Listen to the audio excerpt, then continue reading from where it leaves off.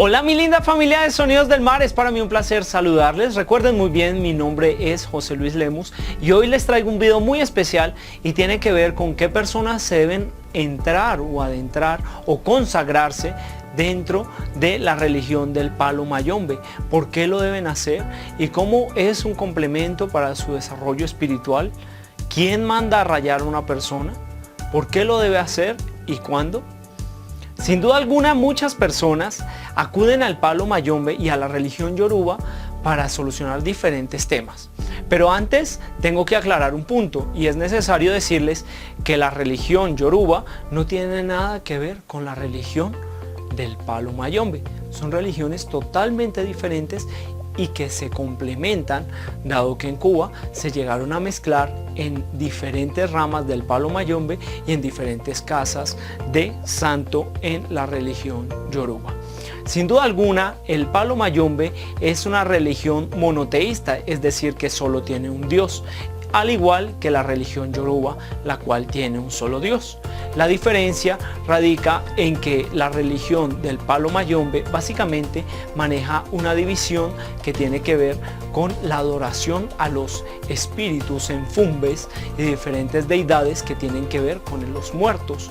Y la religión yoruba, pese a que atiende y tiene un valor muy importante para los ancestros, es una adoración como ver en la teja de Egún, en las diferentes ceremonias, como un cuadro espiritual o una secuencia de sus antecesores religiosos, que es sumamente importante. Y en esta idea los yoruba no se diferencian de la religión del palo mayombe, es decir, también adoran a los muertos, pero no son sus deidades una base de muerto, es decir, sus deidades tienen que ver con diferentes orillas o fuerzas de la naturaleza que, pese a que se relacionan con el muerto, ya que se dice popularmente que sin el muerto no hay santo, pero no es la misma base. Espero que lo tengan muy claro. Recuerden muy bien, palo mayombe adora a las diferentes deidades como en fumbes y diferentes fuerzas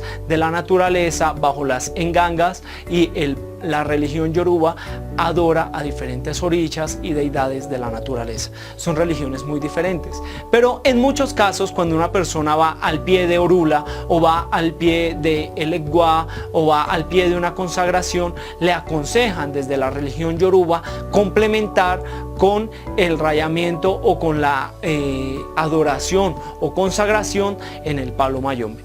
Es por eso que les quiero explicar 3 espacios en los cuales la persona puede llegar a jurarse o a iniciarse dentro del palo mayombe.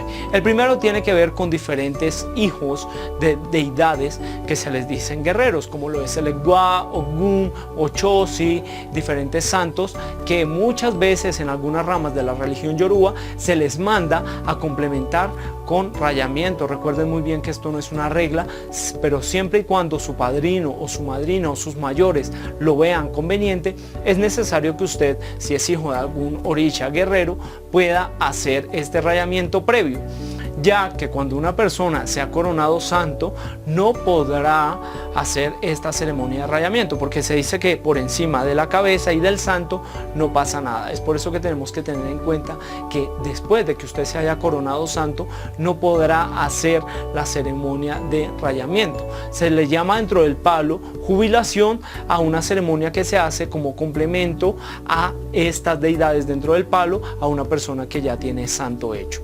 Sin duda alguna, también se le puede mandar cuando una persona recibe en mano de Orula y el Orula ve que es necesario o determinante para la persona el hecho de llegar a rayarse. Y en tercer caso, bueno, Orula o el Egua en ciertos signos que manda a que la persona se raye o complemente con diferentes prendas y demás cosas. O tercero, a través del muerto. Sin duda alguna, si el palo tiene que ver con el muerto y a través de una misa espiritual, a través de una consulta con el muerto, a través del mismo palo, le mandan a usted a complementar con un rayamiento, hágalo. ¿Por qué?